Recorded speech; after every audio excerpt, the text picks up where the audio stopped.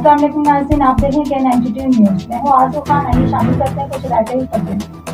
जिला waste police, Sindh rangers और water and sewerage board का हाइड्रेंट माफिया के खिलाफ ग्रैंड ऑपरेशन खुफिया इतला पर थाना मंगोपीर के इलाके पख्तूनाबाद, गरम चश्मा और सबील गोट में किया गया।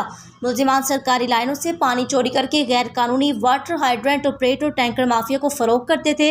मुश्तरका कामयाब ऑपरेशन के दौरान मजमूई तौर पर 8 मुलजिमान को गिरफ्तार किया। गैर कानूनी वाटर हाइड्रेंट से 3 टैंकर, 15 से जायद पानी के मोटर्स, पंप, जनरेटर और पाइप को ज़ाब्ते के तहत कब्जे में लिया गया।